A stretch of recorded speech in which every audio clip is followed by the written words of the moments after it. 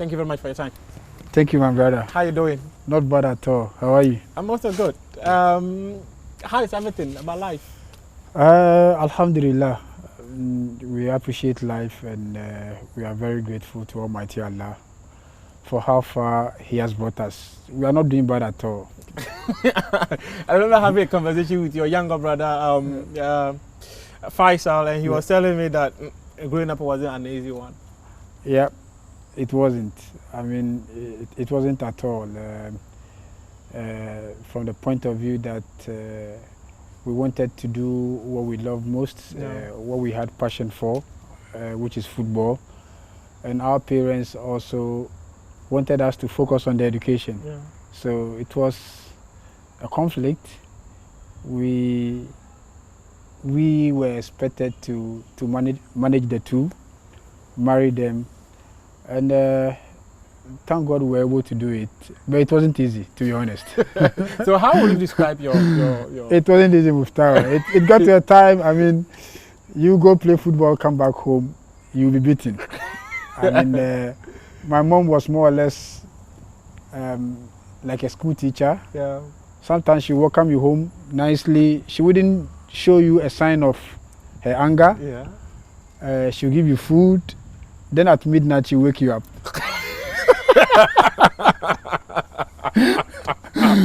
Then she wake you up. Yeah. Oh, him for now, call. Me can't say born no jaibo.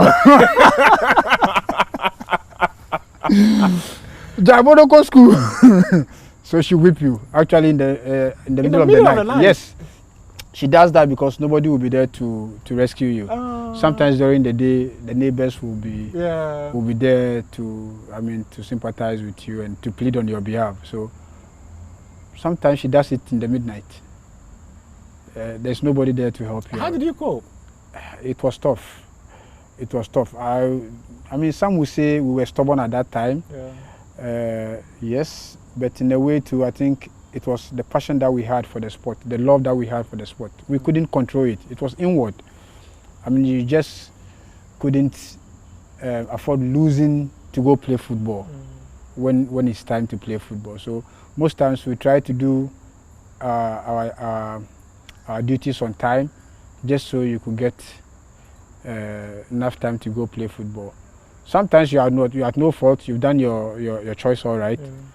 But then for the fact that you've been warned not to go play football and you go play football, you have to be punished. But it toughened us. It made us tough. I mean, we went through proper training, to be honest, and we always say a very big thank you to our parents. Yesterday was Mother's Day. Yeah. Myself and Faisal were there in their house to spend the day with our mom and dad. Our two siblings are not here. They are out of town. So we represented the rest. Yeah, the rest of the family. Yeah, we want to spend time with mom and to have a little bit of talk about the past and the present and all that. I mean, it was nice. It's really nice. Did you ask her the way you were? We do where football has brought me to. Yeah. We do sometimes. As I was imagining, we sound come on in your day. That's quite an interesting one. Yeah. But what your roots? What are your roots? Where did you come from, and your growth up? Where did you grow up and all that? Okay, so we are Mosi by tribe. Okay. Yeah, my dad is Mosi, my mom is Mosi, but my dad's father is Mosi. His mother is Asante. Oh, okay. From Otafo, Kumasi. Oh, okay. You're Mosi. Yes. So I'm speaking to my slave. Yeah. In a way. I'm not conversation with my slave. Yeah. Yeah. And my mom too the same. My mom's father is also Mosi. The mom is Asante from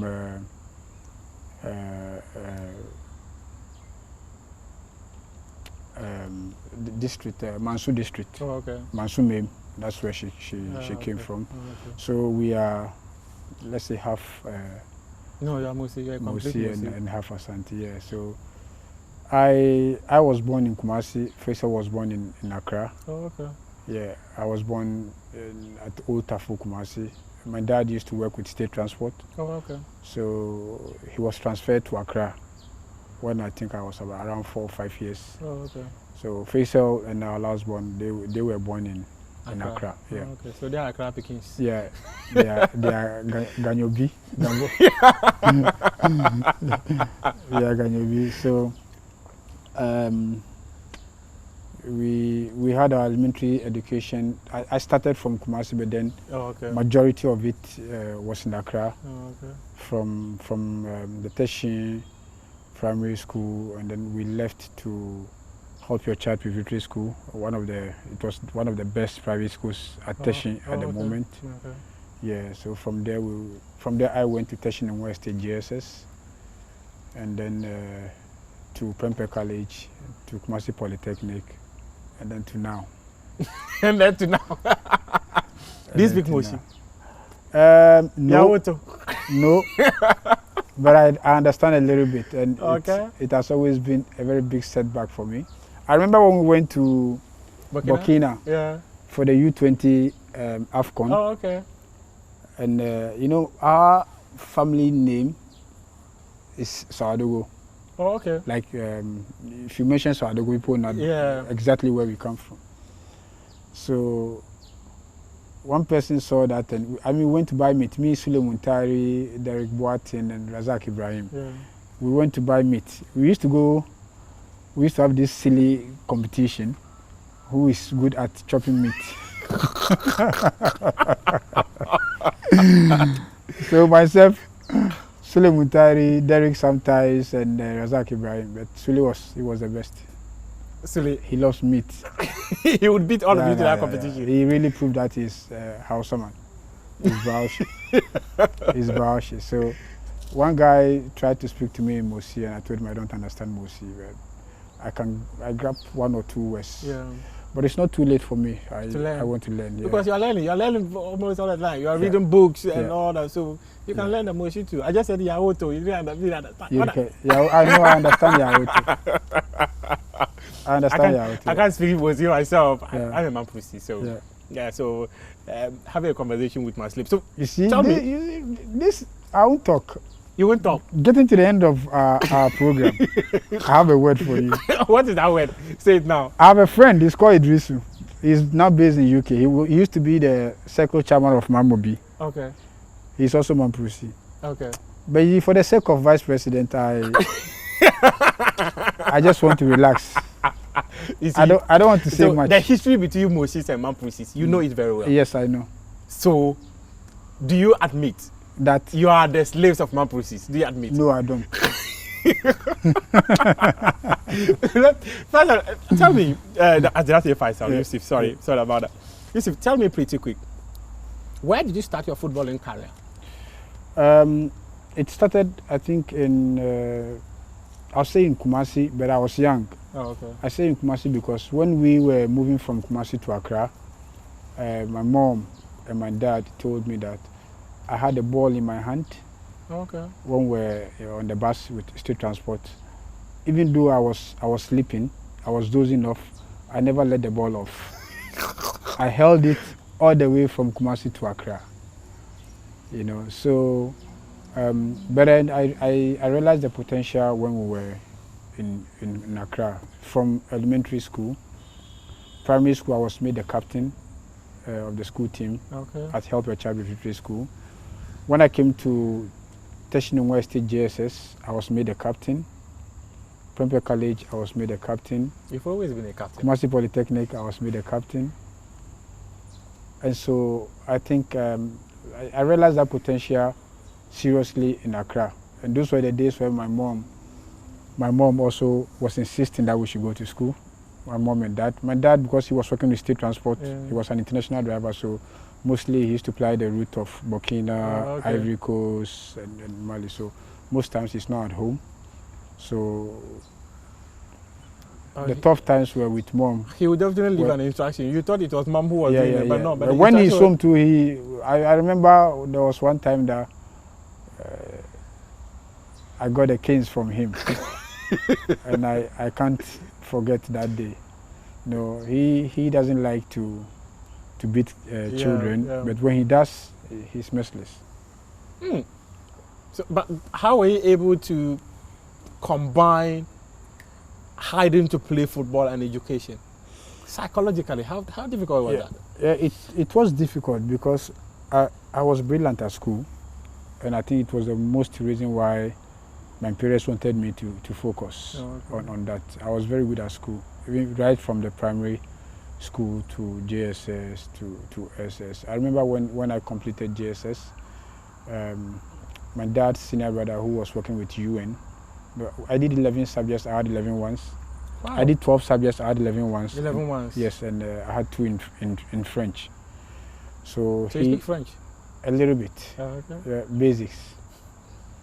Very necessary. Yeah. So far you can communicate with it, you're good to go. Yeah. And moreover, because of what I do now, we've been traveling a lot, so you get to catch 1 or 2 languages here and there. I understand a little bit of Portuguese, though I don't speak. I understand a little bit of French. I understand Swedish, I speak Swedish. And English is normal. So as I was saying, it wasn't easy because it got to a time, especially when I got to the tertiary level, when I was at Kumasi Polytechnic reading HND accountancy. Then fortunately for me, I was invited to the national team where I had to go to camp at Winneba, stay in camp from Monday to Friday, and then you'll be released to join your clubs for the league games at the end of the week. Yeah. So virtually I was losing lectures from Monday to Friday almost every week. So sometimes my junior brother helps me out. He was at Prempeh College then. He gets the handouts, we do photocopies, send them to me, sometimes bring it to me at Winneba in cases where we don't get opportunity to come back home during the week. My roommate was doing the same course with me, so I was fortunate for that. Timon Ebucho is now one of the government auditors. I think he's in charge of Northern Region also. Yeah, so it was tough. It was really tough because it's not easy combining education at that level and with football. And you remember at that time too, you've not yet cemented your position. Yeah. You are still justifying.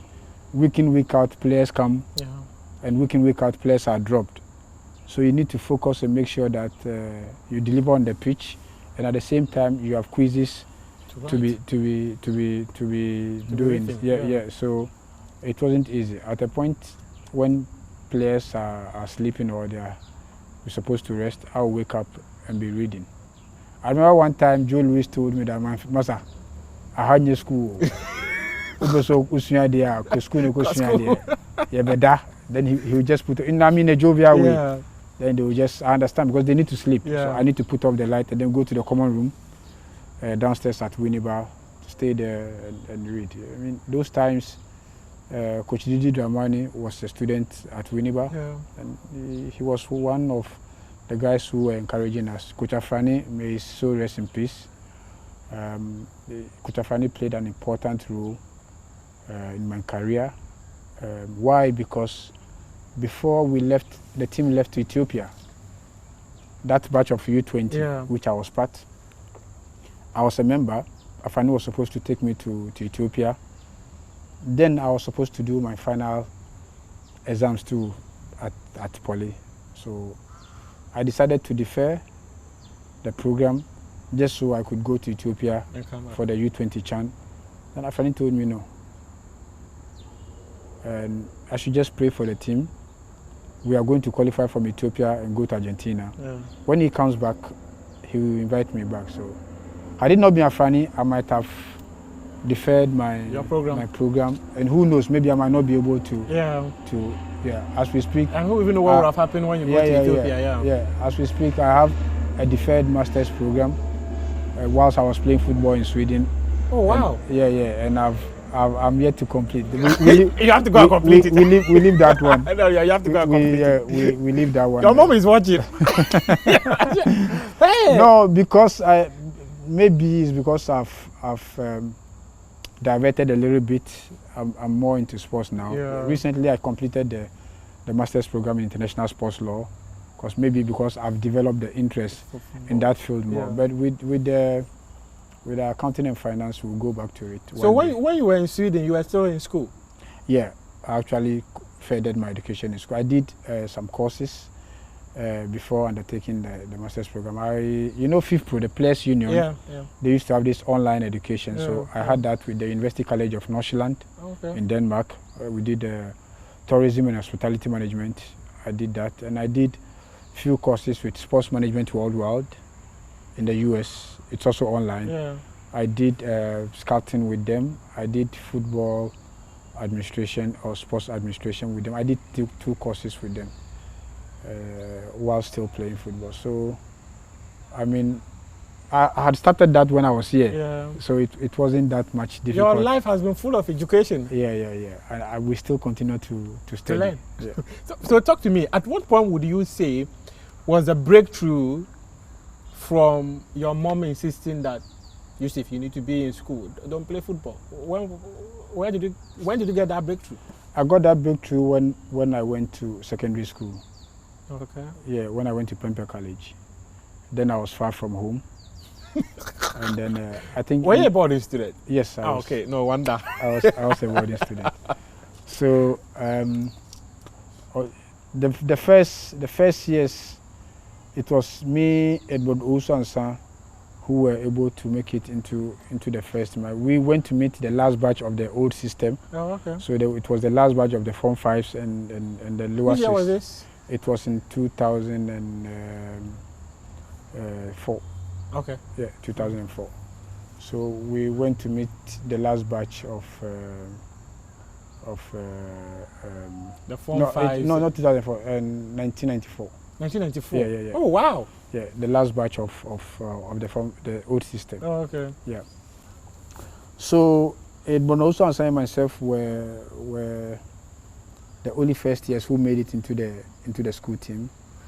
So from there, Edmond was already playing for Kumasi Corners Babies, a coast scheme.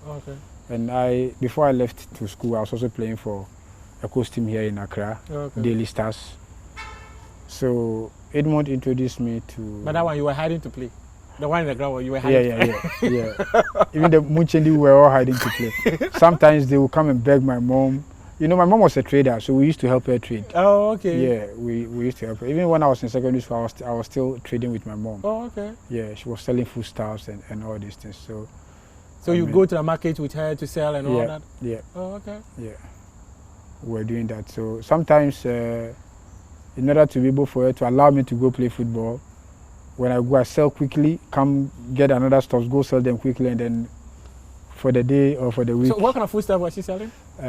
Plantain, yam, tomatoes. Oh, okay. I mean, those stuff. Yeah. So she would put them staple in more foods of a plate for you to go around and sell? Exactly. Oh, okay. Carry on my head and go. And I used to have some schoolmates who used to laugh at me when I sell. And those people, I used to go to their houses for their parents to buy for me. I see. I used to go to their houses for their parents to buy for me. I wasn't shy of what I was doing because at a point I was making some money. Yeah. Because my mom used to give me the stuffs at a discounted price. Oh, okay. Yeah, so that I could That's buy. a motivation for you too. Exactly. Yeah. So that is why I wasn't shy. I mean, I wasn't shy at all. I learned how to trade even at that age. So last I said it was a proper training. Yeah. It was a proper training for us. And then from the school to where? So when I went to Prempeh College, Edmond was playing for Corners. Yeah. And he did mention me to the coach. Okay. Who also saw me, he liked me. So he came to Accra to see my coach team, Daily Stars, and then got my card from them, got my release. Oh, okay. So I had to play my final 2 years of under 17 with Corners Babies in Kumasi. Oh, okay. And from there, Alhaji Guza saw me. And then from coast football straight to Premier League. Yeah, with Kim Faisal. So that was the breakthrough. At what point did your national team career start? And I want to be very specific on this one because, like I mentioned, the last time Ghana participated in the Olympic Games, you were the skipper of that team. Yeah. Tell us the story. What was the journey like? Yeah, I think my national team started as far back as when I was playing for coast football in Accra. Oh, okay. Because I was drafted in the national regional under 12. Okay. We were being coached by Coach Dauda and Akwetama. So it started right from there. We went to the nationals with the likes of Michael Essien, Enoch Eje, who is from Labadi here, Ubusamu Atiko. Oh, okay. Yeah, we used to call him Diabolo because he had a big head. He had a big head, so we used to call him Diabolo. I mean, but that was at the U12 level. Yeah. But the senior side actually started when I joined King Faisal. Oh, okay. That was when I had the invitation to go. I think Coach Eduse also was influential. I mean, at those times they were scouting for the national team. Yeah. Coach Eduse, Coach Afrane, Coach Pa, Sam Dodu, Samade. Yeah. Those days they used to scout for the national teams. They go around all the league centers anonymously. Before you realize your name is in the newspapers, you've been invited to the national team. So I think I got very active with the U20s. The U17s I had no chance. With the U20s, that is where the career really started. So when Afrani came back from Ethiopia, did he the promise he made you that he was going to call you when they come back from Ethiopia, indeed he called you? Yes, he did. He invited me back, and I was with the team till the last day. I remember our last friendly game was against Kumasi Asante Kotoko in Kumasi. After that game, we drove straight to Accra the next morning, straight to the German embassy, because we were supposed to go on a tour in Germany before we fly to Argentina.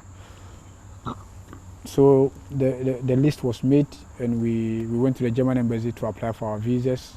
From there, we went back to Winneba, and then after 2 days or 3 days, they gave us a break to come and say goodbye to your parents. To home.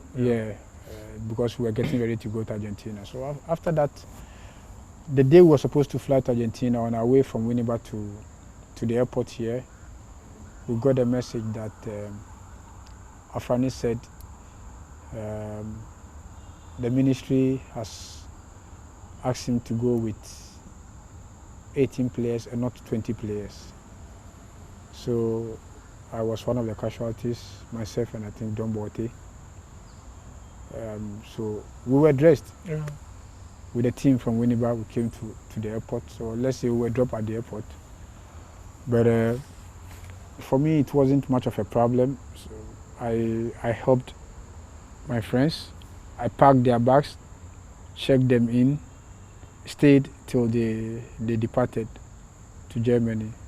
It was after they departed that we heard that 2 players have been called to go apply for visas to join the team in Germany or in Argentina. That was Frank Osei and one defender called Yussif Chibsah from Azakes. He was playing for Azakes then. So, I mean, it was their luck. So I didn't make it to Argentina, though I was part of the team till the last day. And when the team came back, they called me. I joined them from the airport. We stayed at Shangri-La Hotel those times for a couple of days before they were dispersed. So I mean, we kept that group, that unity together. Asian, John Benson, John Pencil, Adokwe Papo. I mean, that group. Fortunately, we met again at the U23 level, and I became the captain. So the same group, the same group were reassembled a higher level, one step ahead, U23, and I was made a captain. I think I was made a captain at Legon Park. Ravzundik was our coach. Okay. Yeah. So after one training section, he called me and then said, "You are going to be my captain for this team," and that was it. You became the captain. I became the captain. Then somewhere along the line, Raf had to leave. It was the same Raf who promoted me and myself Yawuza, Kojopoku, Asamoajan. He promoted all of us to the senior national team. So if you remember the 2006 World Cup campaign, right from the onset, first game here against, we played both legs here in Ghana because they had issues there. We played the first leg here and the second leg in Kumasi. And then there was one you played in Congo.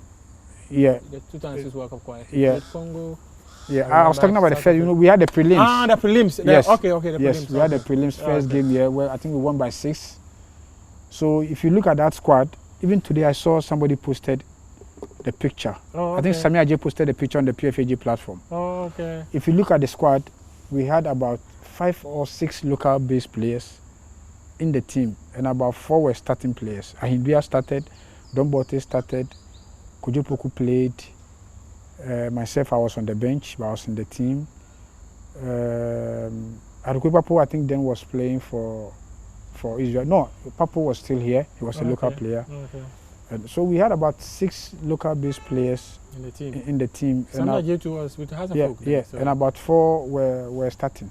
Isaac Boachi was part. He also played. I think the pros in that game was Samuel Sekufo, Michael Essien, John Mensah, Stephen Appiah, and who else? Yes, maybe I think Matthew didn't play in that game. Man. Yeah, Matthew didn't play in that game. It was after that Matthew and co all joined. So from day one, from the prelims to the last game in Cape Verde, I was part of the Black Star squad. Yeah.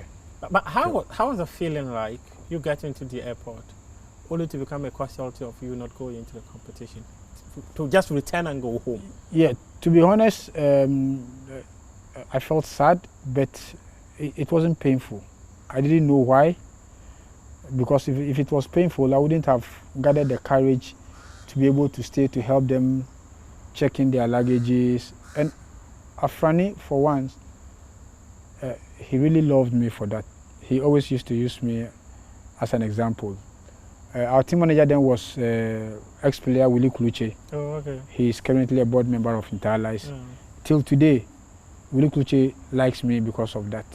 Anywhere he sees me, he used to remember me, how I was and where I have gotten to. He said it was because of my discipline and the cleanness in heart, the pure, how pure I am in heart, because only few players will be able to do that. I was happy for my colleagues who made it, and it was the main reason why when they came back, they all invited me.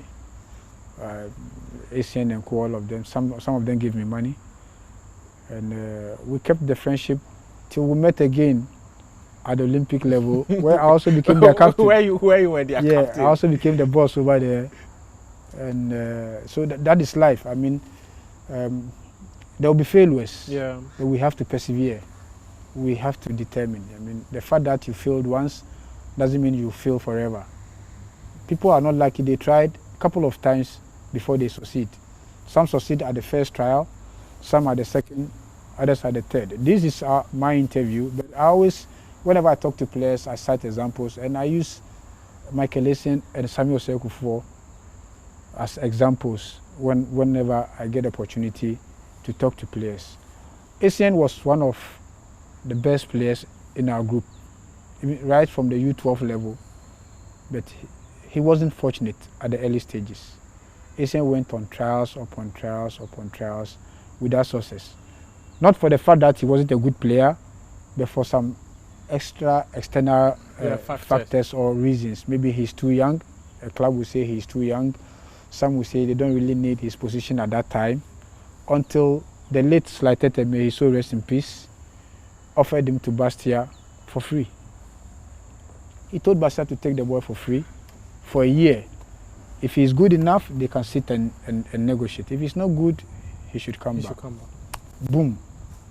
Essien busted the league. He killed it. And the rest is history. Samuel Sekufo, we all know where he got to. But he was also, sorry to say, he was Jara. Because it was Mohamed Gago and Emmanuel Dua who were bought to Torino. But then Alhaji Guza said they should add Sekufo, otherwise no transfer. What happened? Kufo became the best player for Ghana. So in life, life is full of uncertainties, but always keep pushing, be determined, persevere. Most important, have a clean heart. If you have a clean heart, you go far. Because if you have a clean heart, you're not jealous of your brother, you're not jealous of your friend. If he succeeds, you feel happy for him. And it's the same way another person will feel happy for you when you also succeed. That's quite an interesting one from Yussif Chibsah over there. And if you just joined us, Yussif Chibsah is my guest here on Prime Take, and he's been sharing his life journey with us, how he started. Now we are now at a point where he's talking to us about how you should be excited for your colleague, because if you're excited for your colleague today, tomorrow, if you succeed, another person will also be excited for you because you have a very pure heart. Now we are going to talk about the Olympics. What kind of group that they had that since 2004 we've not had another group qualify for the Olympics. And then the World Cup 2006, I hear he was the account manager of the national team when we were going to Germany for the World Cup in 2006. There were those conversations, and he always, as a counter, he always had a book noting down figures. You see, tell me, what kind of a group was the 2004 group that since then we've not been able to get another team to qualify for the Olympics? Well, I think we had a solid group. We had a group that had known we've known ourselves for quite a long time. Some of us even right from the U12 level, as I said, okay. Because Asian was part, Derek was part, Razak Ibrahim, they were all part. So it was a group that had already known each other for a very long time. We played together at the U20 level, and we came to the senior level. You know, those days we used to be in camp for so many months. Yeah, yeah. So it was a group that had benefited from consistency, right from U17 to U20 and then to the U23s. So I mean, it was. What was the Olympic story like? It was quite unfortunate that we couldn't make it to the semis, out of the group stages, because we started very well. Our first game was against Italy, yeah. Where we led by 2 goals, and they came to equalize, and then the game ended 2-2. Yeah. Then we had Paraguay in the second game, where we beat them 2-1. They scored first. Yeah. Then we came back. We came from behind to equalize and then get the winner. So Ghana was the talk of town in Athens after 2 games. Everybody was Ghana, because Italy had a very strong squad. They had Andrew Pirlo. That was a generation of Pirlo, Gilardino, and co. Gilardino, right? Yes, and De Rossi, Daniel De Rossi, and co. So they were players that had made the mark in the Serie A, well-known players, and they really struggled to get a point against us. Paraguay the same. Yeah. And so I think we showed character. We had a strong team. Then we had Japan, who had already lost 2 games. They lost to Italy, they lost to Paraguay. It was just a mere formality to play against us. In the last game, we needed just a draw, a point, to advance from the group stage. And at that time, when you advance from the group stage, you go to semis. Yeah. Then what happened? We lost to Japan by a goal. Till today, I just can't understand how we couldn't make it out of the group stages. It beats my imagination, to be honest. Because we had drew against Italy, we beat Paraguay, who scored first. We came from behind, and to win at the end of the 90 minutes. These 2 nations have all beaten Japan. Japan, they just needed to play that game, and after pack their bags and luggages and go home. Then they beat us 1-0. How was the dressing room like? Oh, tension upon tension. It's unbelievable. Everybody was smart. Stephen Appiah, John Mensah, Adekwe Papo, Barreto. We were all mad. We just couldn't believe it. And they scored an early goal. And you couldn't. They scored an early goal. Yeah. And we had everything to come back. We had chances. I mean, we had chances upon chances upon chances, but then we couldn't. So I see it more or less like our destiny, because all other factors were in favor of us to have actually. We were the favorites of the tournament. It was Ghana against Argentina. Those were the days of mercy. Yeah. Yeah. So everybody was expecting to see Ghana, Argentina in the finals, because Portugal, Ronaldo was there, but they weren't all that. Yeah. You know, so it was unfortunate. It was very unfortunate. Very unfortunate. But that same group was able to qualify for the World Cup. And yes. Yes. You had already spoken about the consistency. The consistency that brought us to this point and all that. But going into the World Cup, despite you being the leader of the Olympic team, then we had Stephen Appiah as captain of the Black Stars. We're going for the World Cup. Chibsah, whom many had said that was one of the star players, you didn't go to the tournament. Yeah. How disappointing was that? Well, it wasn't very disappointing, because I was part of the team. Just that I was part of the 5 standby players in Germany. So I mean, I was part.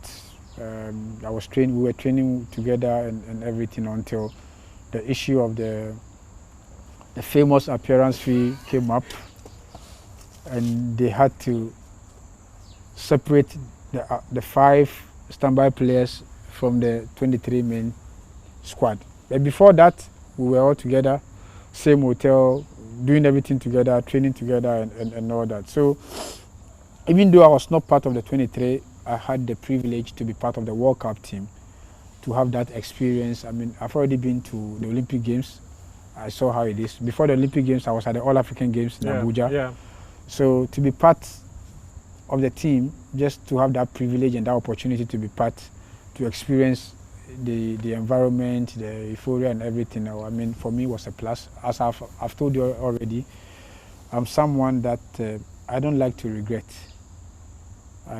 What I hate is regret, and therefore everything I do, I think very well about it and make sure I don't come back and say I regret doing this or that. So for me, it wasn't much of a disappointment, because how many players do we have in Ghana? But you wish you were there. I wish I was there. I wish I was part of the 20. As I said, it wasn't much of a disappointment. It was a little bit disappointment, but it wasn't much of a disappointment, because I also had the privilege to be there. Some were not there at all. So, I mean, people see issues differently from different angles. But for me, it was a privilege for me to be there, even though I couldn't partake in the games. But it was a good experience. How did people get to hear about the appearance fee?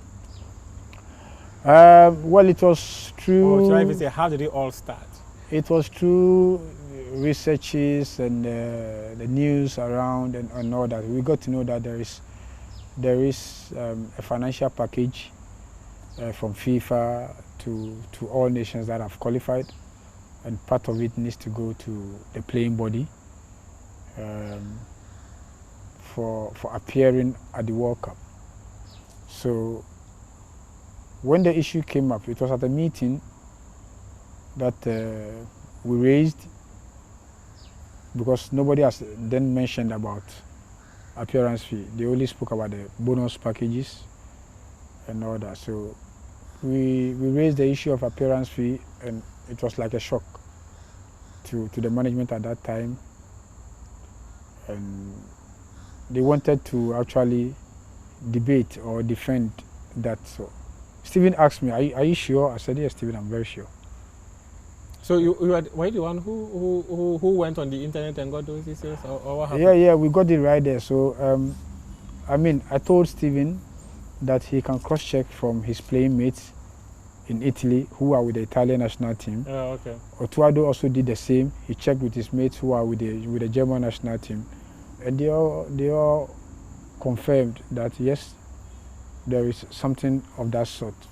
So then we had to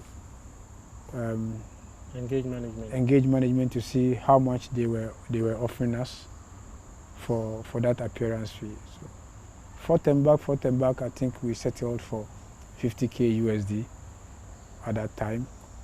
Then they said, okay, for the standby players, you are not going to make 50K. So the president at that time, Mr. Kusinyantechi, he promised to offer us 10K each, which we agreed. But unfortunately, till today as we speak,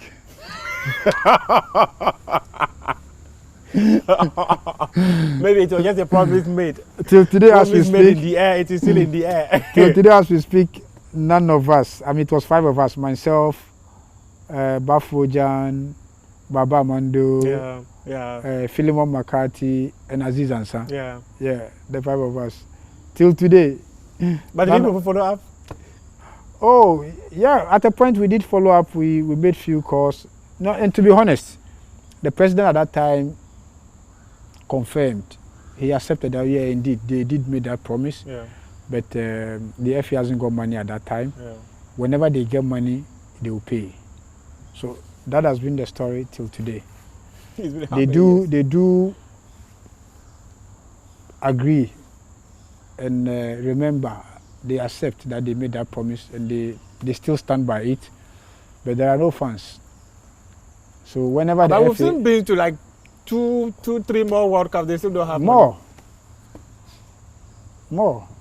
Is that you I think I'm not aggressive in demanding. How aggressive can you be? You go to the office, very consistent. If someone owes you money, on, Muftau. If they give it to us, we'll take it. If they don't, I mean, we've moved on.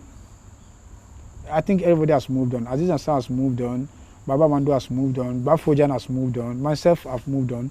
Philemon McCarthy has moved on. So, how did you become the accountant calculating their figures? You know, I have accounting background. Yes. So I've always loved to count money. I've always loved to count money.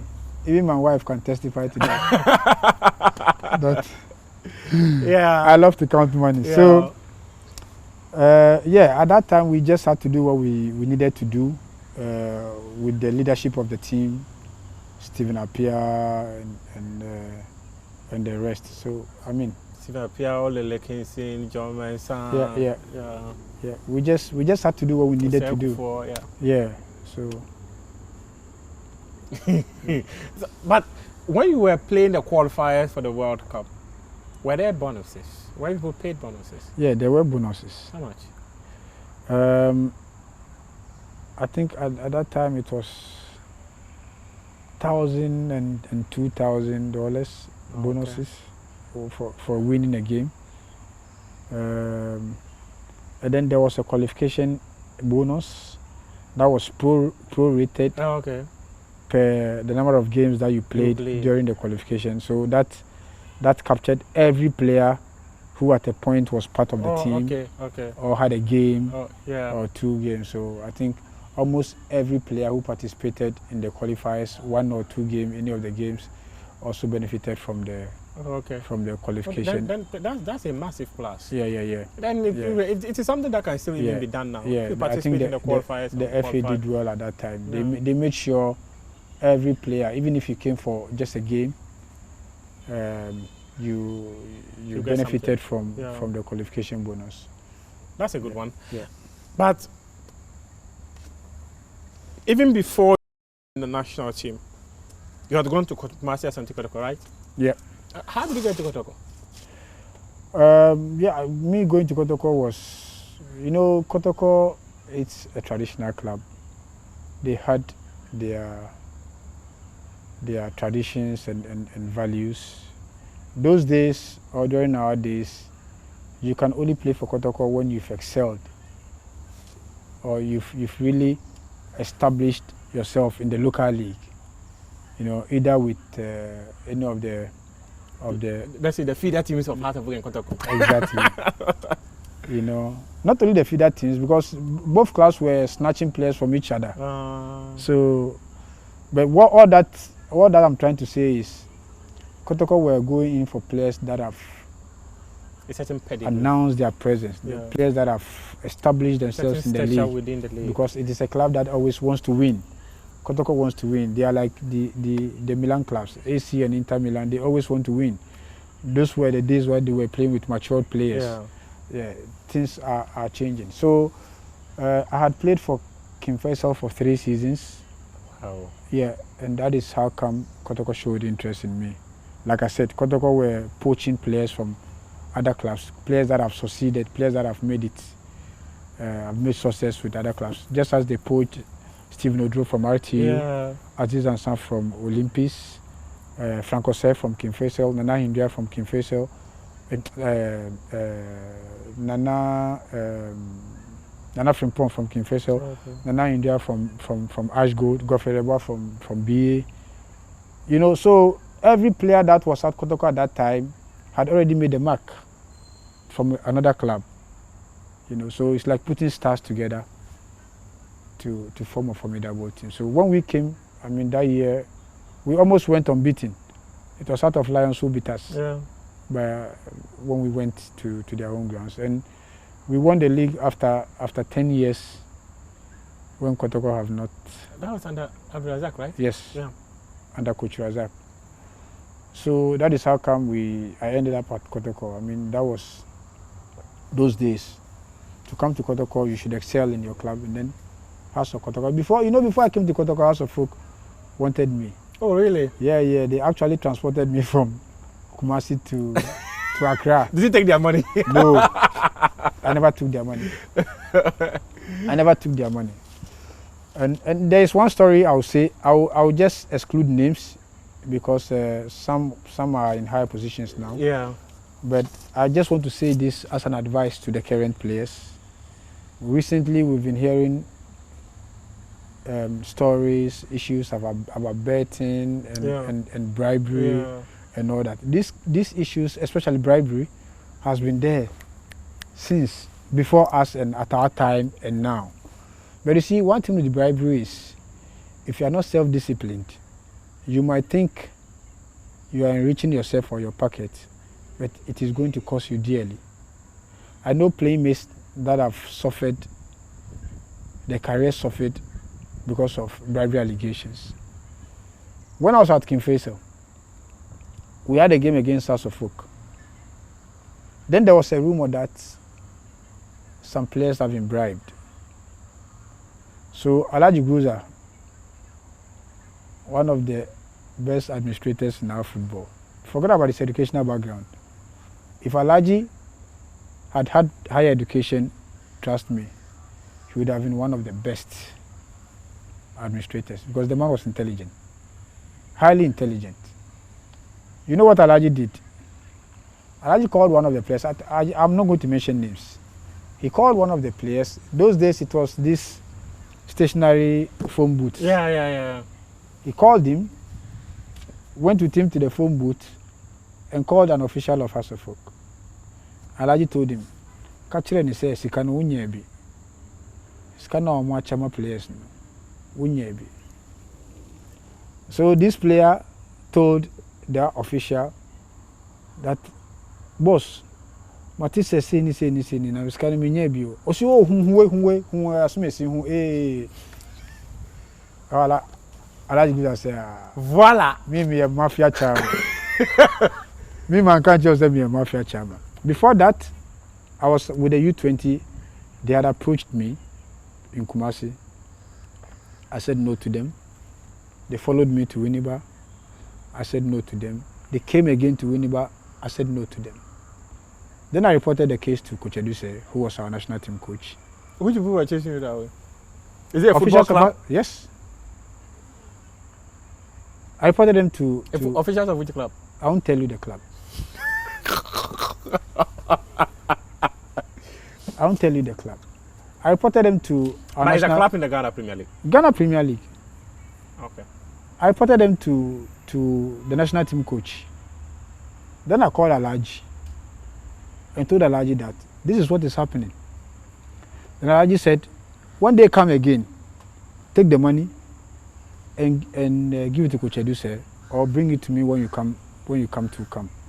Then I said, "Alhaji, but if I take the money, in their minds, they will think that I've accepted. You've been bought. I've accepted their bribe." Their bribe. He said, "No. As soon as you take the money, I am going to call them and tell them that the money that they brought to you, it has been given to me. I said, okay.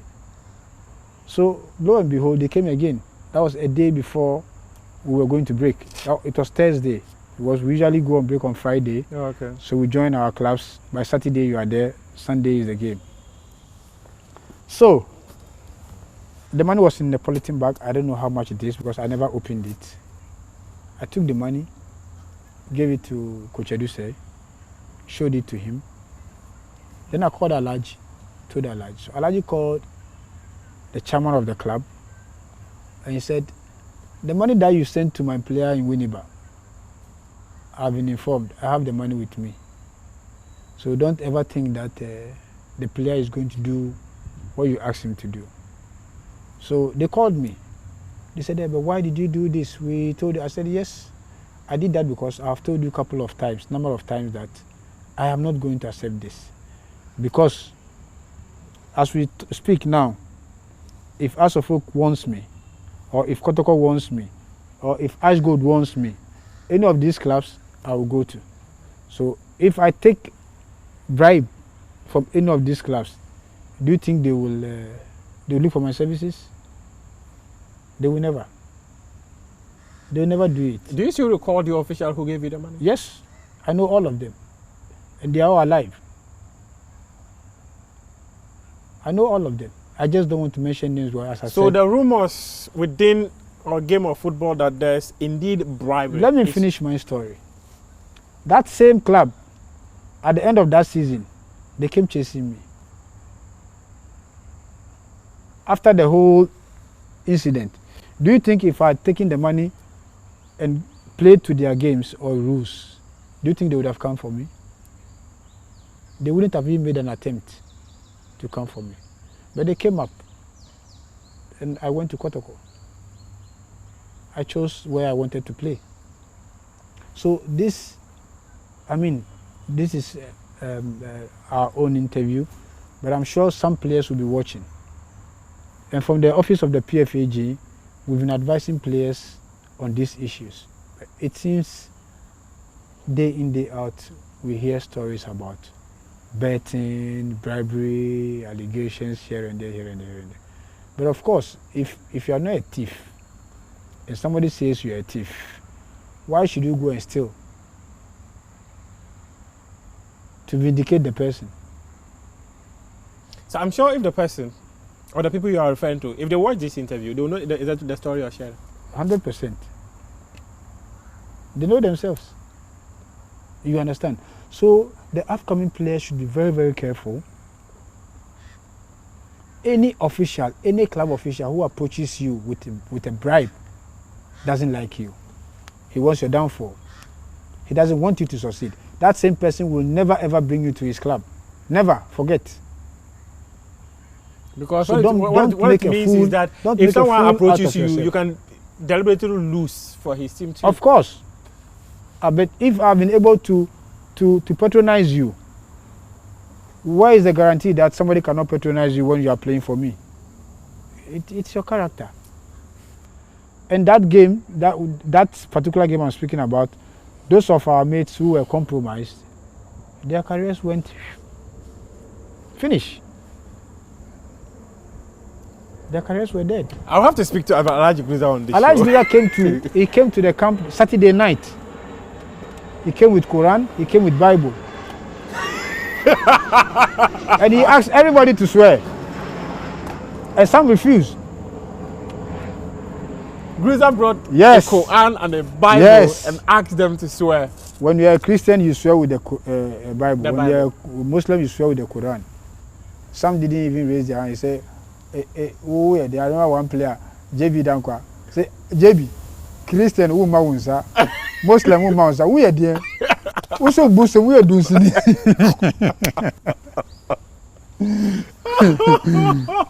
Dankwa. That's quite an interesting one. You see, so Muftau, it's painful when you hear that. You can see a beautiful career. A talent. But due to one or two accusations, the career is gone waste. But you allowed it. You gave yourself or you give them the opportunity to ruin your career. If you had stayed firm, I mean, how much was I making in Kinfesel? 5 cedis a month. But those days, it was some good money. Yeah, but even that wasn't the motivation. The motivation for me was a coast player getting the opportunity to play in the Premier League. And you were even passionate about the game. I mean, that was all. That was the joy. That was the joy. Week in, week out, you see yourself in daily graphic sports here and there. People are mentioning. That was the joy. You see, you so would have a year that Yussif Chibsah on radio. The money wasn't an issue. Maybe we were childish or we were young at that time, but that was the fact. We were not much about the money. Now, of course, I ain't the amount. Of course, you don't get nothing. And from coast football, you went straight to Premier League, and you are getting 5 cedis a month. Now that I be pay, you know.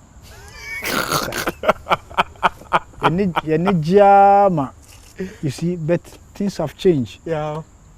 This, I'm not saying clubs should not be paying players, or they should take advantage of this and say that this is my personal motivation. And even those days, stories have changed. We had players at that time who were senior players who were taking more than that. Yeah.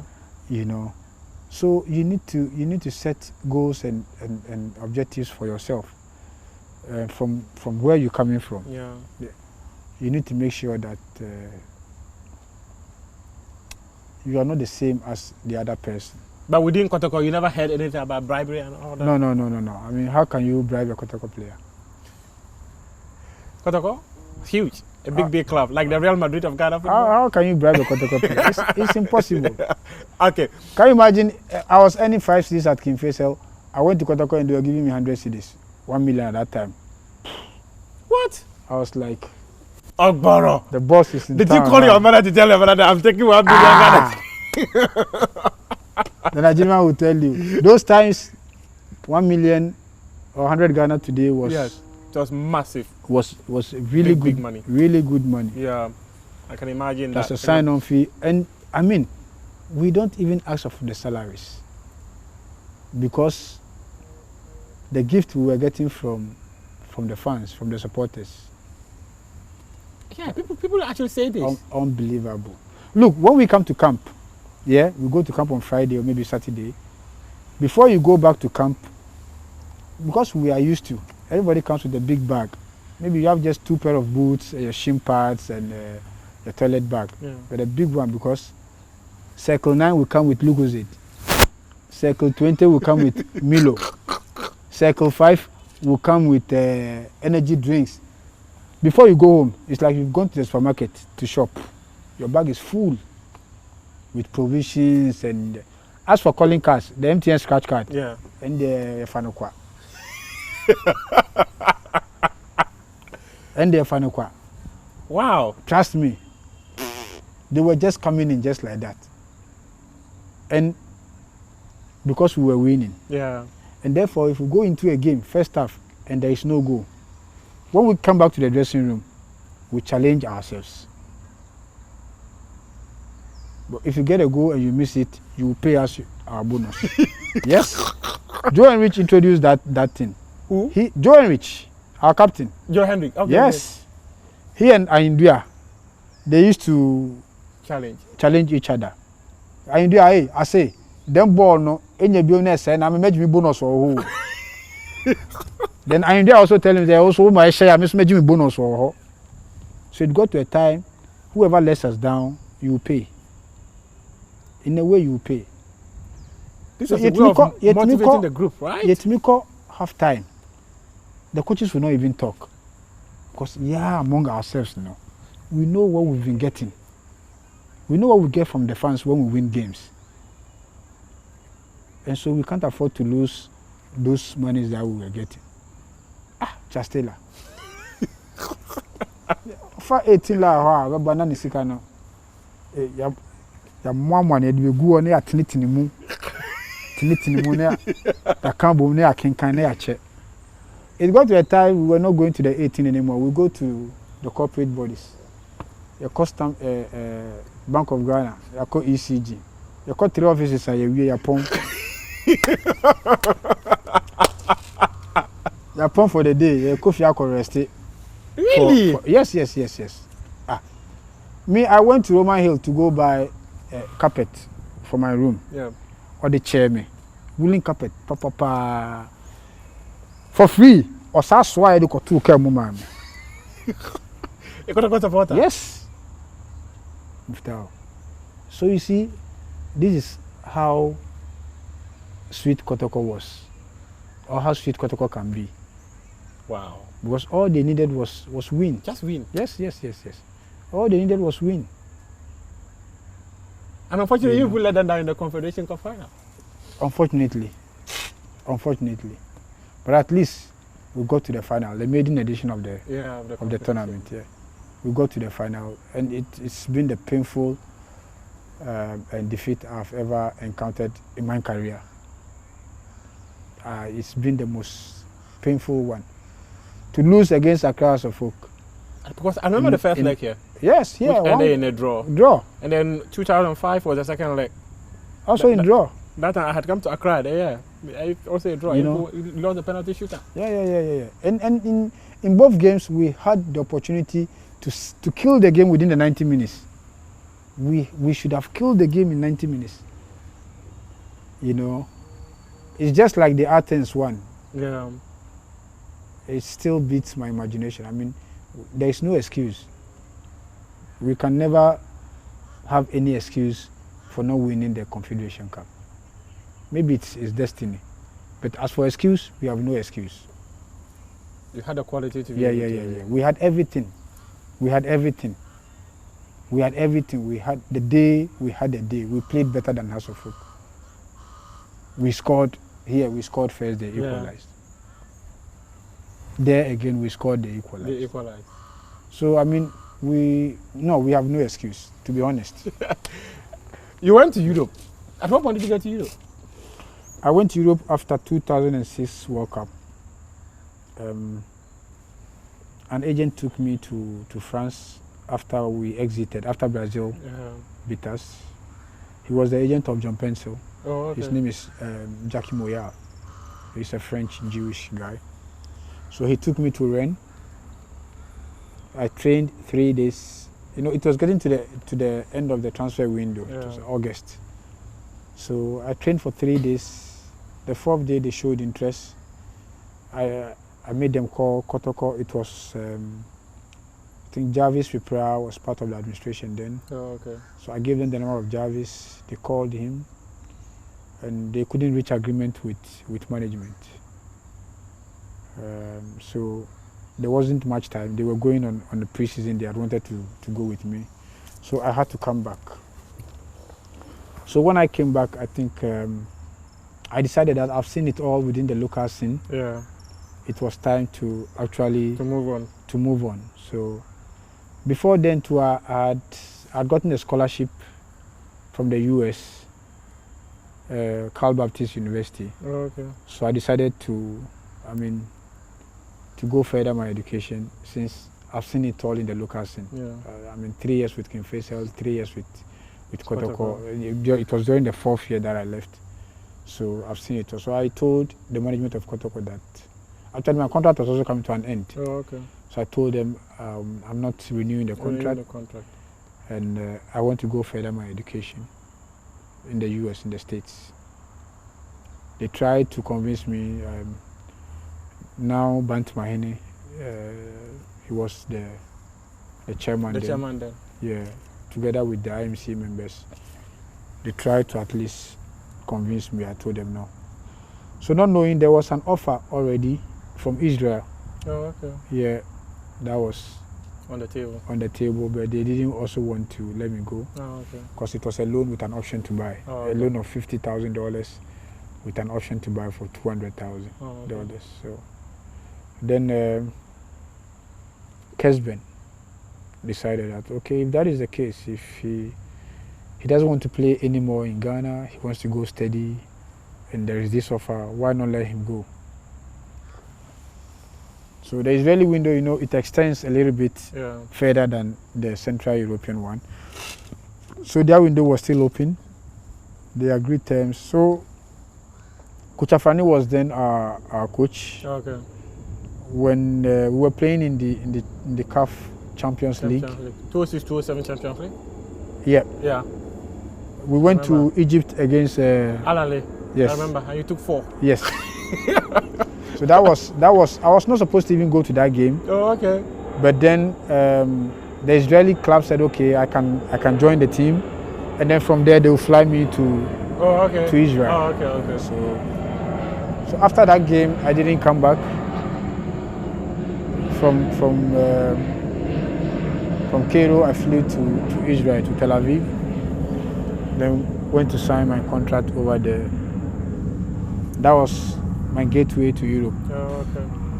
I think before that, I have had some short stays with Hamburg when I was at King Faisal. Oh, okay. Actually, when Rapsudnik left Ghana, he took me along. Oh, okay. Yeah, okay. myself and Yahuza. Oh, okay. He took us along to Hamburg. Yahuza left after a couple of weeks training to Denmark because he had an offer in Denmark with Randers. So he also flew from Germany to Randers, and I was left in Hamburg. So. But then Hamburg was a very good team. They had Van Boyten, Pensa, Takahara. Oh, okay. So their quality was very... Those were the days when Hamburg was Hamburg. They were tough, so there was no chance for me with the first team. So I had to come back to Ghana to play with Kotoko again.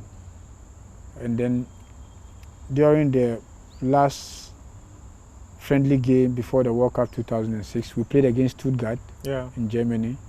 There was also a scout and a sporting director from Finland there, EFCO Mariehamn. So also right after that game, they approached me. We had the late Opokwe Fiye. He was the team manager of the Black Stars and the team manager of Asante Kotoko too. Oh, okay. Yeah, so they spoke with him, and right after the game, I went to Finland. But when I went there, it was really, really cold. Very cold. You couldn't adapt to the weather. Very cold. And Mariehamn is like an island. It's an island. Oh, okay. Very quiet. Nobody there, and we were going to the World Cup. We've already qualified. Yeah. It was Djokovic. So I said to myself, come on, I'm already part of the national team. Why should I be here and I will not be happy? Yeah. Let me just come back. And maybe after the World Cup, you never know. Yeah. Something could pop up. Even better could come up. Yeah. So actually, it was then was it Amwabu Sumpim? He's also late. Oh, okay. He was the Accra rep for Asante Kotoko. Yeah, Amwabu Sumpim. He was supposed to finalize the transfer. So I called him and told him that, boss, Mr. Roman is sending me ITC, because it will take me time to adopt. And if I don't take care, for you. I will lose the World Cup opportunity. Yeah. So it's better I come back and play with Kotoko and still be active with the national team. Then after the World Cup, we will see whatever will happen. So after World Cup, I came back, and the issue of Israel. Yeah. Then I went to Israel. So when I finished the loan period in Israel, I came back to Ghana, and it was a top 4 ongoing. Yeah. Sylvester had come back for the second time. So when I came, I offered myself to play for Kotoko. Yeah. It was the game against House of Folk in Sunyani. I joined them. I played. Bashir Rayford was the coach. What? Yeah, I remember. This was somewhere 2007, 2008, if I'm not mistaken. Yeah, so I joined them. I even won the man of the match after that game. And so right after the top 4, Kotoko was supposed to go to Germany on a pre-season tour. Yes. We got the visas and everything. Then an offer came in from Denmark, Randers. So I had to leave. I left Denmark. Then I asked them to speak to Kotoko. Because I was free then. Yeah. My contract had elapsed with Kotoko, but because I came to play in the top 4, I'd wanted Kotoko to make some money. And the Danish club were not in a position to make money. So I told Kotoko to maybe do an agreement where they will get a future sell-on. They also didn't want to. They wanted to cash right now. Instant money. They wanted to make instant money. So the deal fell off. So when I came back, I wasn't happy, to be honest, because I felt that First of all, I was free. Oh, you were free. Yeah, You could but have I gone. gave them the opportunity for them to also make some money. Make some So money. if the money was not coming, I mean, take the future sell on and let me also move on with my career. So it didn't happen. Then I went to Sweden. I had another offer from Yeovil in Sweden on a trial. I was supposed to trial for a week. After 3 days, the coach signed me. Wow. Yeah. And that's where you were and your brother came and met you because he told me Yes. he wanted to Yes. he wanted to play some football. Yes, yes. So after his school, he came there. He trained with my team. He trained with Ruben Ayana's team in Gothenburg, guys. He trained with a few, but he felt that it was a bit too late. So he decided to go into coaching. You've always had that closeness with your brother, isn't it? Yeah, yeah, yeah. Not only my brother, with all my siblings. Oh, okay. We are very, very tight.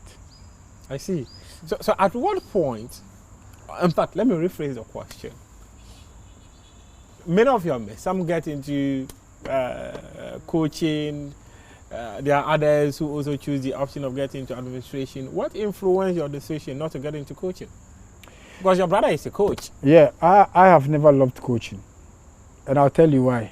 Why? During my, I had the opportunity to play for the National U20 twice. Yes. you First mentioned. time with Coach Afrani, Yeah. the second time with Coach Eduse. Not just me, myself, Derek Boatin, Razak Ibrahim, and I think Sule Muntari. Yeah. These four of us were with the Afrani team, and we still qualified to play for the next under-20 generation, which had Lukman Imoro, Ejapon, the goalkeeper, and some boys. So we made into the second team again.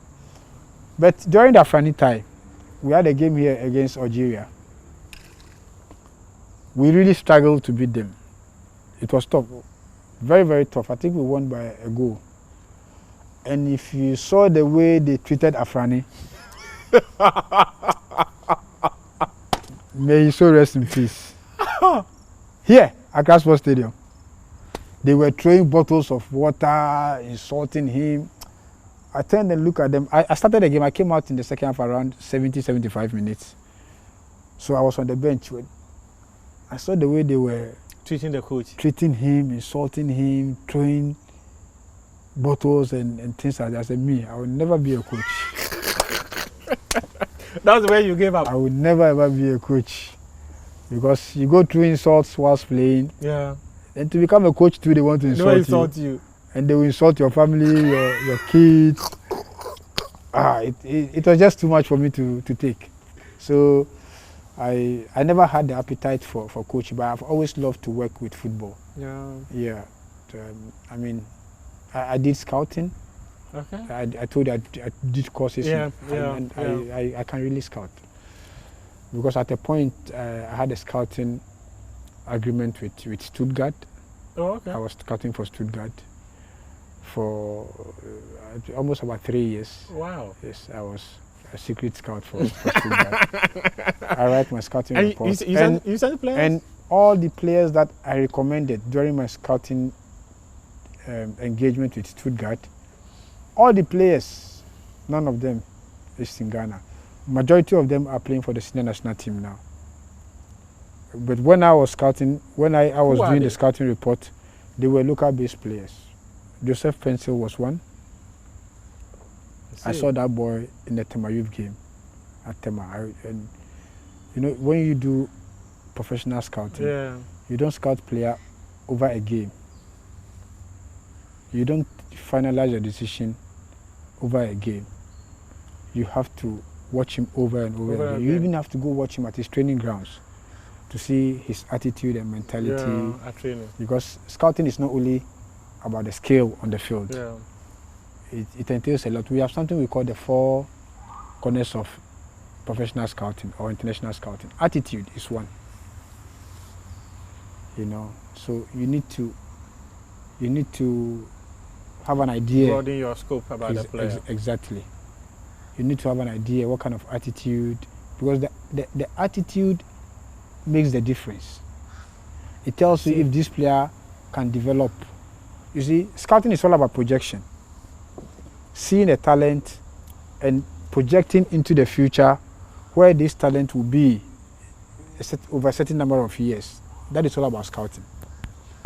You understand? So if I see you today, see your age, you project that within scale, the next 5 years, this person will be working can develop into this stage. We'll be working with FIFA. Yeah, that is what the clubs want, because it's an investment for them. It's an investment for them. So if the player hasn't got the right attitude to develop, irrespective of how good he is, how skillful he is, I mean, it's not interesting for them. Because they believe that the talents here are raw. It has to be developed. And the main factor that will help you develop is the attitude. Is the attitude. If you are skillful, you are very good, and you are lazy, you can't develop. Because when you come there, you wouldn't want to train. Yeah. You'll be finding excuses, and laziness is an attribute of attitude. Yeah, it's true. You understand? It's true. So you need to factor all those into consideration. And I was doing that for Stuttgart because when I did a deal for Ebenezer Fori from AIK Stockholm to Stuttgart. Oh, okay. Yeah, so that is how come we went into that scouting engagement with them. And I was writing scouting report. Majid Ashimiri was one of the boys. Oh, really? Yes. There was another boy with Edubiasi, centre back Musa. I've forgotten his first name. Oh, is this Musta guy who went to Sindigalin? Yes, him. I see. He was one of them. I can open my scouting report right now because I sent them through email. So everything is intact. They are still there. And you see the players that are recommended. So was it through the scouting that you also got into the FIFA intermediary and all that? I got into FIFA intermediary when my career was coming to an end. Before I brought my playing career to an end, I had 2 more years left with my club. But then I was mentoring all these boys who were in Sweden, in Scandinavia. I was like a senior brother to them and a father figure to them. Majid Waris, Daniel Amate, Nasiru Mohamed, David Akam, Isaac Shays, Ruben Ayana, Joachim Aduko, and all those boys. So to be honest, they really pushed me or encouraged me to go into the agency stuff or the intermediary thing, because they felt I was doing more than enough for them, more than their agents were doing. So at a point I considered their proposal, and so 2016 I quit. In 2017 I started my agency, and I already had clients to start with. So that is how come I got into job. But I was also consulting for FIFA when they needed a group of agents for a consultation. You see the new FIFA? Yes. The World Football Governing Body? Yes. Hey. And you've made money from football though. And I'll say a very big thank you once again through this platform to Mr. Anthony Bafo. He actually made it possible. He connected me when FIFA were looking for agents to consult. He told me, took my CV, sent it to FIFA. I went through a few interviews, they invited me over. At the first consultation meeting, we were over 20 agents, including the top guys, including Jonathan Bennett of Stella Group, including the late Mino Raiola, including Giovanni Gianluca, top agent in Italy, including Wasserman, including Dr. Egut, Ozil's agent. That is how come we are friends. We became friends because we were all consulting for FIFA. So, but after the first engagement, they reduced the number to about 14, and I was the only African and the only black in the group. You see the new regulations that has taken effect this year. That was the job that we did. Yeah, we started that job in 2017, March, over a period. So we went through the intermediary, regulations, the positives, the negatives, and all the that. setbacks, how we could move forward, and all that. So I was part of that group that formulated the new regulations that has taken effect I see. now. You got quite again, and then PFAG. Yes. How did you get to PFAG? I got into PFAG, it was Tony who started all this. He founded the union, and he started alone with few people, the Augustine Ahimfos, the Kwame Ayus, and some few people. Yeah. He had a small office here. Yeah, it was just here. Yeah. Yeah. So in Sweden, I'd also put a group together. All the Ghanaian players in Sweden. Oh, okay. I created a WhatsApp group where we interact and exchange ideas, help each other when any of them has a problem. So we were down in Ghana for holidays, and David Akam granted an interview where he mentioned that, we have a group which was created by me, and that is how we share ideas and interact and all that. So Tony got in touch with me and said, very good, good job. That I'm keeping an eye on the players over there. Yeah. He has started the players union and this and this. So this is the exact thing that he wants to do. So he brought me on board. I embraced the idea. He brought me on board. We started working.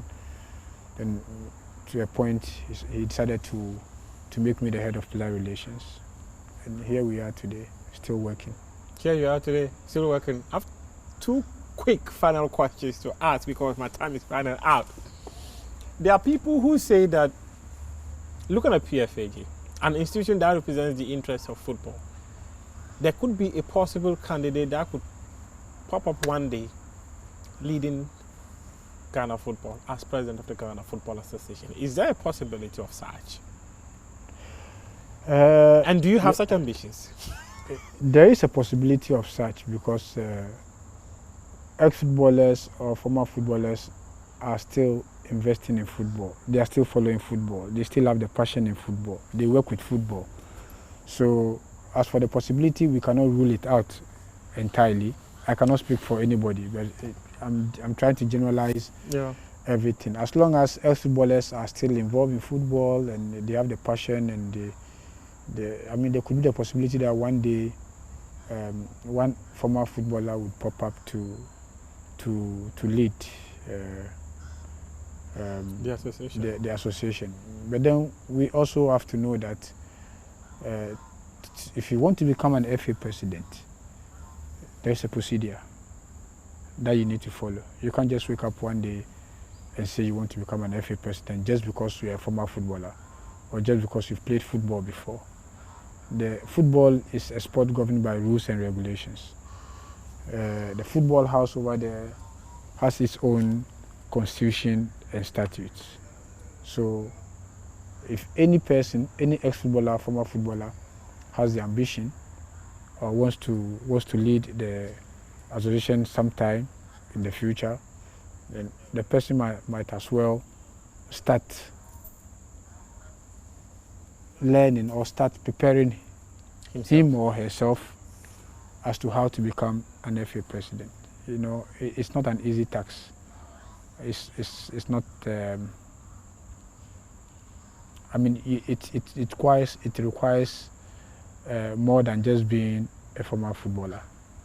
But of course, there is the hope and there is an opportunity for any of the ex-footballers or one of us to lead the union one day. You have got deep knowledge, football governance, football marketing, everything. Do you have such ambitions? For now, I'm focused on something. I haven't thought of that yet, but I mean, you can never say never. You never know tomorrow. So whenever my instincts or my body tells me, oh, there is time for this, why not?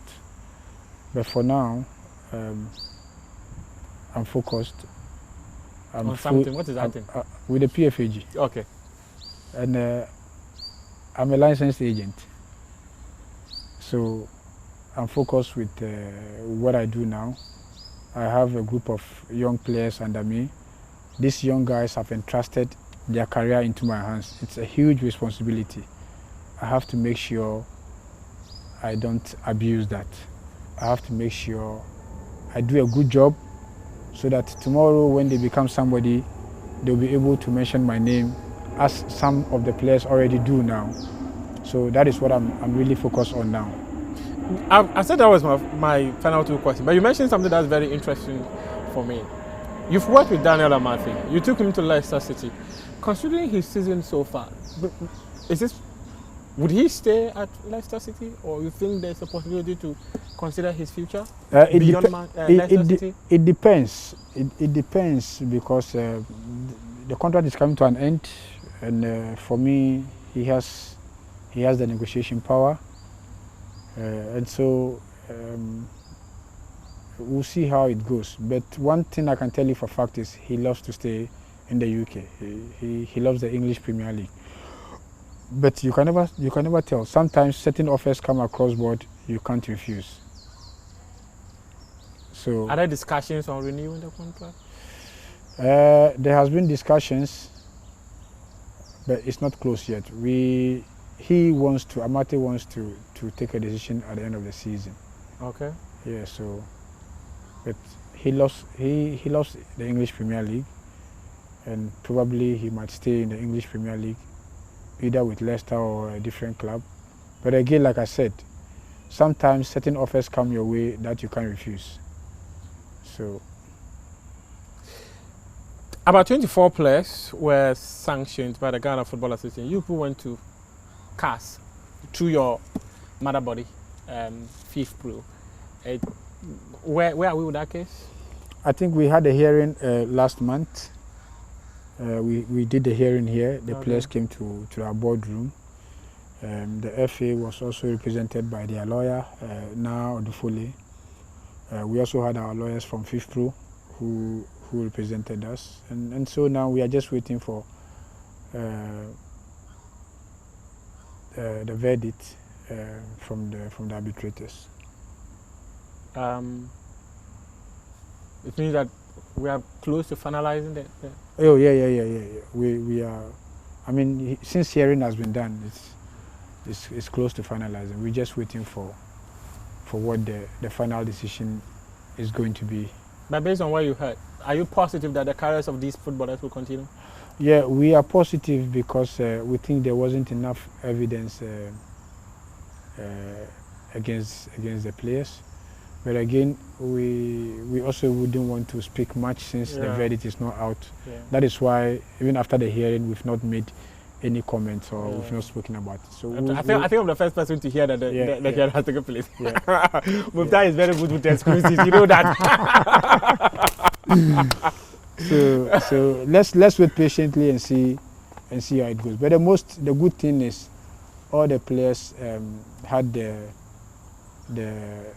they were granted the stay of execution, and that is why they are all being able to ply their trade. They are playing. That is a good thing, because it would have been a very big disaster if the players were still home and couldn't partake in the ongoing season. That would have been a very big disappointment. But it's good that the stay of execution was granted and they are being active now. So let's hope. Let's hope. My guest, Yussif Chibsah, Player Relations Manager of PFAG, and he's been Head of Player Relations Department. Head of Players Relations Department. Now we have a Player Relations Manager in the name of Philip Asewe. Oh, really? Yeah, from our player. They are doing lots of restructuring at PFAG. Yes. So and I hear you're also coming out with PFAG TV and yeah. What are you rolling out the TV? We call it inside PFAG. So whatever happens inside, like the hearing of the cases and all that. Those things were recorded. Yeah. Oh, okay. Oh. Yeah. Okay. So like those things, and then we also coming up with a foundation where we want to help more former players in the area of education. We want to also be able to pay for those who are interested in doing their coaching licenses but cannot afford. Now we encourage the current players to also further their education. This morning we met House of Folk. We met the playing body. Some management and some board members were there. We had a very good interactions with them. We try to encourage them to broaden their scope. Not everybody can become a coach after playing career. So there are other areas within the industry that one can serve. And this is the more reason why we're also trying to have collaborations with institutions and universities. We have a partnership agreement with Johan Cruyff Institute, where the players. You mentioned you are there. Yeah. We are still learning, and we've had discussions almost finalizing with KNUST, whereby players can get scholarships to further their education. We had one agreement with the University of Management and Applied Sciences. Yeah, so we are trying to extend this to the technical universities as well, so that we encourage a lot of the players. Gone were the days when people think footballers are vagabonds and are illiterates. We are not. To be a footballer, I mean, if you are not intelligent and smart, you can't play football. Ntachi told me footballers are very intelligent. Trust me. Muftau, imagine you want to give a long pass from here to your colleague over there. You should be able to calculate the heat, the weight on the ball, the power on the ball, and how far the ball can travel. Yeah. You think that is easy? Is it not difficult than calculus? We're not talking hard maths here. Yes. And imagine, how many minutes do you have to take that decision? Exactly. Within seconds. So football is not a profession for illiterates. For Zuku. Footballers are not Zuku. But again, you have to learn. You understand? If you're able to play football, that means your IQ is already high. And therefore, if you dedicate yourself or if you devote yourself to learn, but when so it's as simple as that. If you don't learn, you would not know what is required within the game of football. There are lots of things I could have spoken to Chibsah about, so many things. But PFAG alone, where they invest lots of money in helping other players. And you had also interesting stuff with Kotoko. Those letters you were exchanging. Yeah. Well, I mean, we were just doing our job. You see, today when we met as a folk, I mean, some of the management and board members realized that, I mean, we have good intentions. We are not here as enemies or threats. We are here as mediators. We told them, if a player misbehaves, report the player to us, and we will deal with the player. We can help clubs solve most of the problems they have with players. But the clubs are not, they are not seeing that, because they have a perception already about the PFAG, which is totally wrong. Now you need to do lots of engagement. That is what we are doing now. You see, initially, they were not allowing us with this club visitation. I mean, we have to struggle, push before they allow us in. And that is how we've taken it upon ourselves to enforce the education, to let them know why the PFAG is there. We are not only there to, I mean, we all want the betterment of the sport. Ghana football is there for us all. Yeah. And without the players, there's no football. And without the clubs, there's also no football. Without players, there's no club. Without club, there's no. So we need each other. We are there as mediators. Imagine a player is misbehaving, and our president, Samuel Osei-Kuffour, calls the player to speak to him. Do you think he can say no? No. Imagine players are revolting, and we assemble a group of PFAG members. Osei-Kuffour, Stephen Appiah, Sule Muntari, Asamoah Gyan, Abedi Pele. Abedi Pele. The start of Abedi Pele alone. To go speak to these people, you think they can say no? So, I mean, it's high time the clubs embrace us. Let us all work together for one common objective, Ghana football. That is all. The early days of Nana Yamposa was quite rough. Have you ironed your differences? Oh, yeah. We are friends. Yamposa. Now, they say it's why I should. Now, why I should rough. Should they extend his mandate? Should Kotoko extend his mandate? I think they have to assess him. I just don't want to sit and say yes or no. He's worked over 3 years now. The board should definitely ask for his report. Let them assess him. And if he's done a good job, the job will say it. If he hasn't done a good job, it will say it. I just don't want to say extend it or don't extend it. If it should be extended, he should merit it. You understand? So, based on what you've witnessed from afar, do you think he's done a good job? What have I witnessed? You've witnessed that he's won the league title. The reports say the club is now financially sufficient. They don't need to go to the overlord of the club and be asking for money and all that.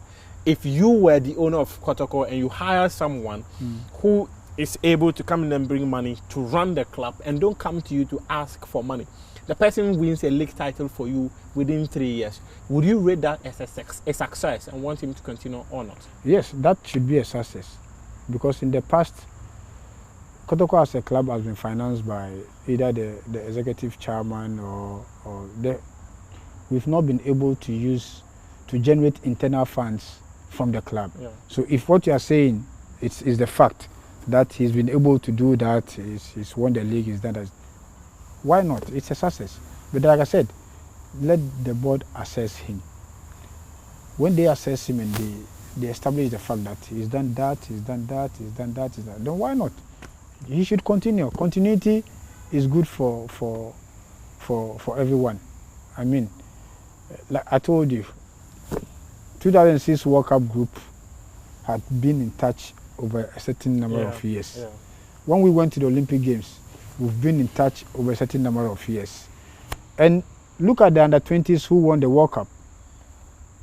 It was as a result of Ben Kofi's 5-year development plan put in place. Look at Senegal today. They are bossing Africa. They didn't start yesterday. It took them 15 good years. If you go back and do research, 15 good years, the results are showing now. So continuity is good if it is done right. Let them assess him. They should assess. People are talking a lot. Everybody is saying, there are fractions. Yeah. Those who like you will say good things about you. Those who don't like you will say bad, negative things about you. We can't wait. But the reality is there. Whatever Nana Yamposa has done over the 3 years, the records are there. So the board should assess him. And if he's done a good job, let him continue. If he hasn't done a good job and you think somebody else can do a good job, let them take their decision. Taking that decision would mean that Kumasi Asante Kotoko would either keep Nana Yamposa come the end of the season, or they would change a leader for the new Premier League season, which is going to start maybe somewhere September, October, later this year. And we're also heading into a GFA election season. So most of many things. When is the election? It's likely to be in October. This year? Yes. Wow.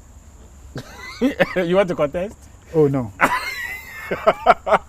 You have gotten 0 votes. Oh, man, 0 sir. But PFAG would have voted for you, so that would have been a plus. Maybe. Yeah, you have gotten. Have you forgotten? We are here in Ghana when a presidential candidate had 0 at where he and his family voted. You heard the story? I heard it. They just go by elections. Yeah. It's not actually been too long. Just 2020. It's not been too long. Yeah. So it happens. So you wouldn't have voted for yourself. This has been Prime Take with me, Muftau Nabila Abdullahi. My guest was Yussif Chibsah, Head of Players Relationship Manager at PFAG. Thank you very much, Chibsah. Thank you. Thank you, Muftau. Thank you for having me. Thank you. My Moses leave.